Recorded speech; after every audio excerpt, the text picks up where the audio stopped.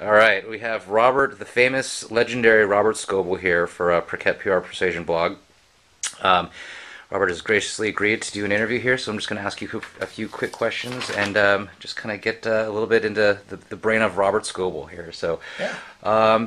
So first off, who did you want to be when you grew up as a Oh kid? man. I think I got into photography in high school, and I always thought, oh, I would want to be a National Geographic photographer or something like that. But I I don't know that I ever had any concept of what I was going to do with my life back then. Yeah. Certainly Apple Computer came out when I was in junior high, and so even at a young age, I knew who Woz and Jobs were, and I looked up to them as being part of this new world that was exploding right in front of us every day. Oh, that's awesome. At what point in your career did you realize you wanted to blog professionally? I guess when you started getting paid? Well, no, it had nothing to do with getting paid, actually. Oh, really? In fact, yeah, this was 2000, so December 2000. I was actually working as a conference planner and stuff like that, and I was talking with all the speakers for the conference and hiring people like Dave Weiner and stuff. Right. And Dave Weiner and Dory Smith both said, we should have a session on blogging, because blogging seems to be getting hot and seems to be something that people are interested in. And I did some Google search, and I was like, "What? There's only 200 blogs in the world." I couldn't even find that many blogs. It was in the early days of blogging before all the media coverage started of it and stuff like that. Right. But they convinced me to blog. They said, you're talking to all these people. Why don't you just do a blog and share what you're talking about and how you're planning your conference and stuff like that. And so they convinced me to start a blog, and it quickly took off among that crowd, right? I think Scobleizer is probably one of the top read blogs out there. It's one of my favorite, Oh, and I thank you. think absolutely it reads like you've been in the industry for a long time. Yeah, I mean, there are some advantages of going around the world and understanding the press that covers it. Like, in Israel last week, I was having dinner with Roy and with Oriel from TechCrunch, who cover TechCrunch in Israel, and also understanding the companies and the influencers and sort of what the region is good for, what kinds of tech comes out of there because of past influences. And then I read incessantly. I'm always reading Twitter and TechMeme and other things. So. Actually, what are your favorite sites? Do you go for information and Twitter, the first thing in the morning, Twitter. And Twitter, most people are like, what? Why? How do you read that? But I have 20 different lists. I have lists of VCs, company founders, company executives, companies, right? So I can see what the press releases from Google and Microsoft right. Amazon were overnight. And I can read all the tech journalists and what they're talking about. In fact, that's usually the list I refresh the most during the day, because as they cover the news, like there was a Hotmail thing this morning, and I want to see what they're talking about. What do they think about what was announced? After that, TechMeme gets a lot of my coverage. Then I go over to Google Buzz and go over to Facebook. And that's about it. That keeps you pretty damn busy. I mean, the flow on Twitter alone, just the tech news folder, I have 500 tech news sources like TechCrunch and BBC and New York Times and Mashable. All the. I mean, 500 sources. That's a lot of sources, and you could just sit on just that one list all day long, refreshing it and watching it. And going off to the various places in the world that it takes you to. Yep, absolutely. That's awesome. What was the best interview you ever did, or who was the best interview you ever had? In your illustrious career. My favorite interview is with Doug Engelbart, and he pulled the first mouse out of a camera box and handed it to me and my son. I'm going, should we even touch this thing? This belongs in the Smithsonian. Oh my God! It's like that's awesome. Yeah.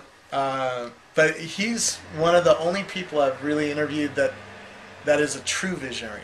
In other words, he sees in his head the way the world will be. Even when he's 82, he's like 85 now. He's like really visionary. He talks to you about a world that will be one day, and he likes living in that world, in the future. In the real future, not in this fake future that I live in. And he did that, right? He did the famous demo in 1967 of something that really looked like the Macintosh, and it took the industry about 20 years to ship the Macintosh, Right. and then it took another 10 to make it run right, and so he saw a world that we all live in. These computers, the menuing system, the mouse. He described this in 1967 and did a demo of it, and yeah, that's probably the most. I've been in some pretty good situations. I've been on the deck of an aircraft carrier. I had a private tour of the White House. I've spoken to the executive team at L'Oreal. And so I've had some extraordinary experiences and people I've come into contact with, but I look toward Doug Engelbart as still the prototypical visionary. Oh, great. Now, on the flip side, what is the absolute worst interview you've ever I saw your question on that. I was like, I don't do bad interviews. or the interviewee? I mean, I don't remember any one that has just been bad. Mm-hmm. I instantly thought of one at Davos that I did with Bill Gates, walking through the hallway, and it was a great interview, but I found out later my audio was not. So that pissed me off because I had a great interview, with a guy who's everybody knows, and here the audio didn't work, but that's what happens. Tell us one piece of wisdom that your children have imparted on you. Oh man, I don't know that they impart wisdom. What they impart is a fresh way of looking at the world. Mm-hmm. I mean, everything they see is new, right? So they approach it, and they'll a baby will pick up a rock and put it in his mouth and try to experience it in a new way because he doesn't know what it's for. Right. And if you watch a kid with an iPad, like my 2-year-old son, he'll just keep clicking on buttons. He doesn't even know what they are. He can't speak English yet, but he'll keep clicking on buttons until he sort of learns what it does. So now he knows how to open up the iPad or the iPhone and turn on his favorite game and play his favorite game, right? And he's learned that iteratively without any fear of consequences. Mm-hmm. He's deleted our apps 50,000 times, and normal old people, we don't learn like that because we know there's consequences to deleting icons, First of all, we know a little bit about what it does, but we know that there's consequences to that, and so we're afraid of learning. Where kids have no sense of consequences, they have no boundaries, no sense of that they're going to get sick by sticking a rock in their mouth, right? And so they approach the world from a new viewpoint, and that's what I like about being around kids. Yeah. Very cool, very cool. Tell us one piece of advice your parents gave you that you still remember and use in your daily life today.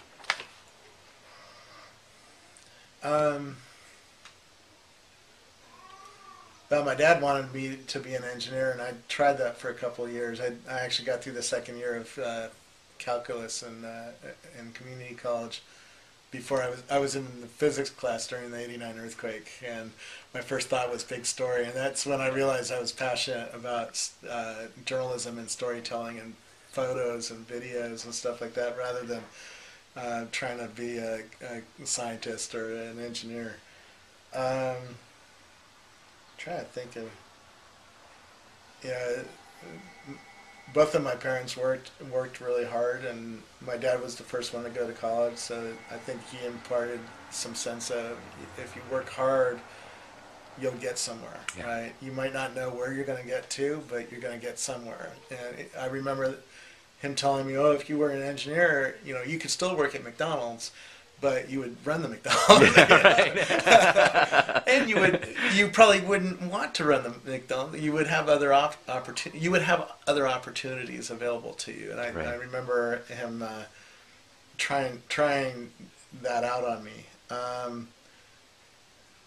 and I resisted that. I don't know why, but I had to find my own path through Fine. life. You know. You seem to be doing pretty well right now. Yeah, but I think I approached it that way. I worked my ass off, and, Yeah. and you know, and in school I wrote more. I still own the record for the most stories written for the college paper in one semester, and so yeah, I did. Even in journalism, I did approach it from you work hard, and that gives you opportunity in the future to Right. get somewhere. You know.